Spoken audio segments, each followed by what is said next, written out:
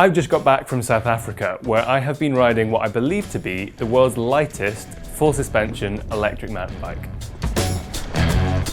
According to Specialized, their new Turbo Levo SL weighs just 16.9 kilograms.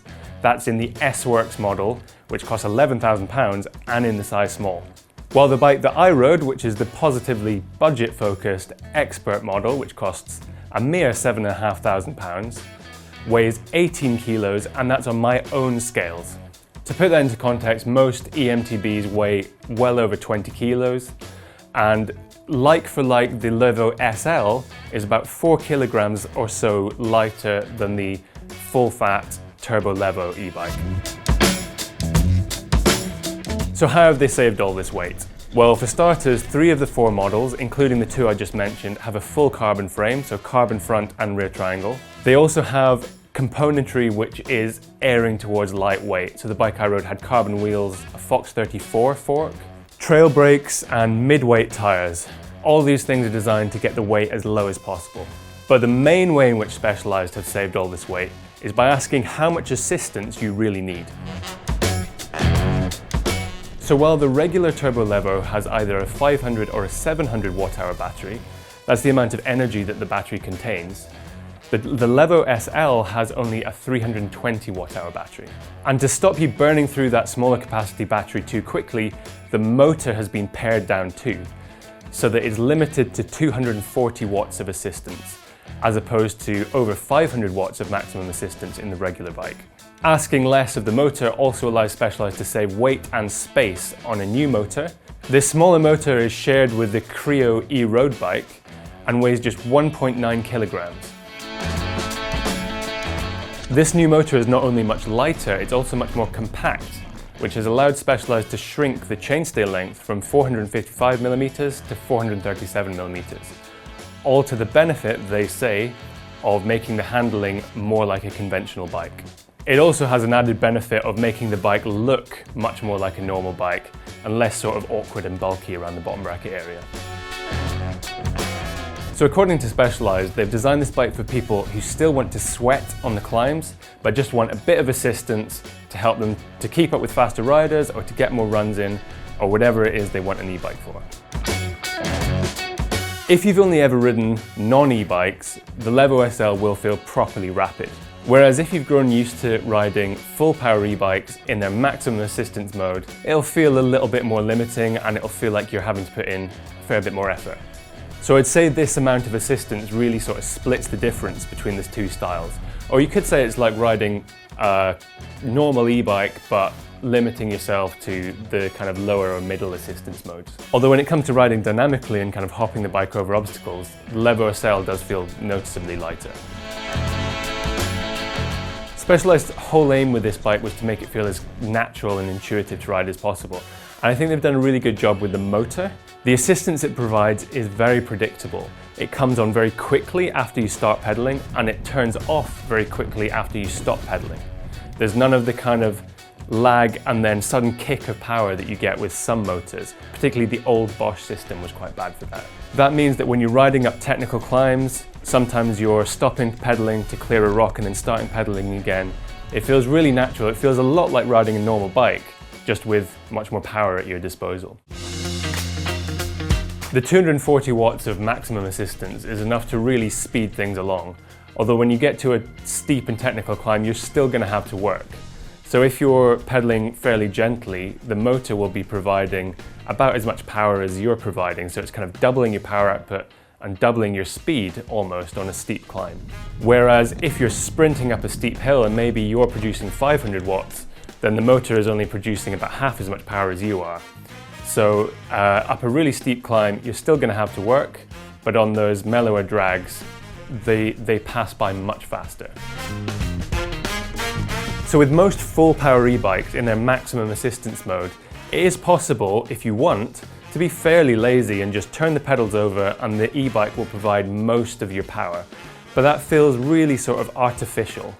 Whereas with this bike, you're going to have to put in more effort, but it feels much more natural and intuitive. It feels much more like you're doing most of the work.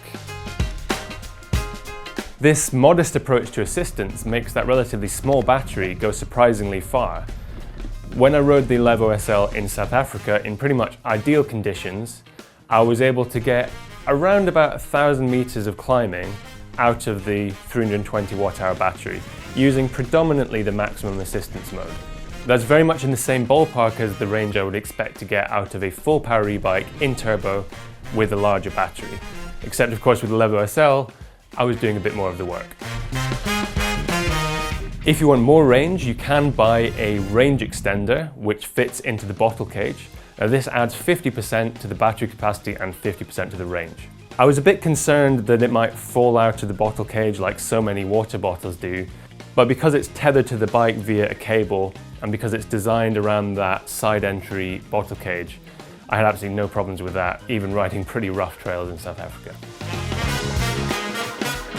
I was using predominantly the middle and maximum assistance modes in order to test the bike, rather than my ability to ride in 30-degree heat.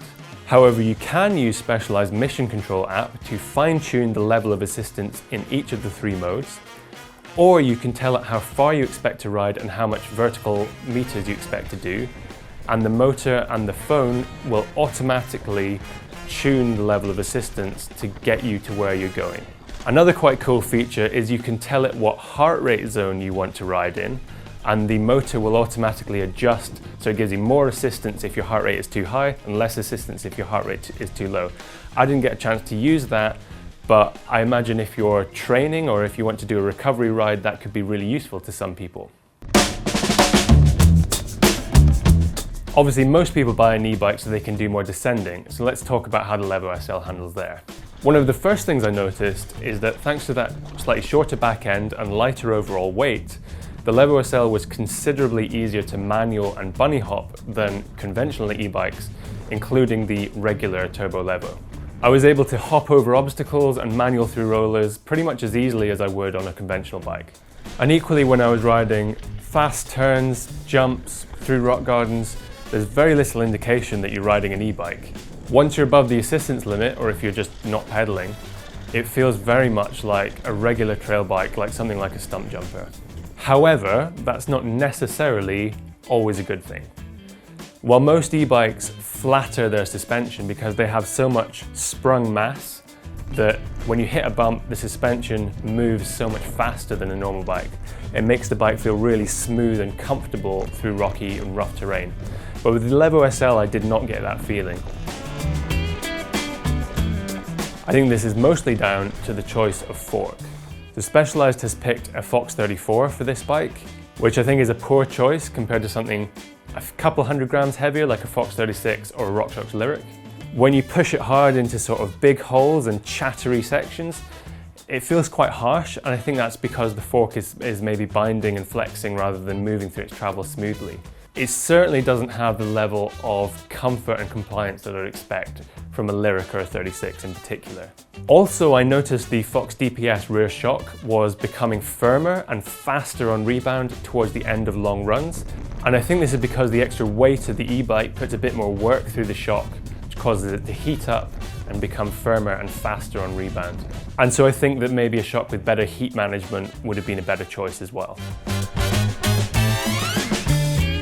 And while Specialized new grid trail tyres proved surprisingly reliable in the rocky conditions of South Africa, I do think that the 2.3-inch width makes rocky, technical, loose climbs a bit harder work than they would be on a slightly fatter tyre.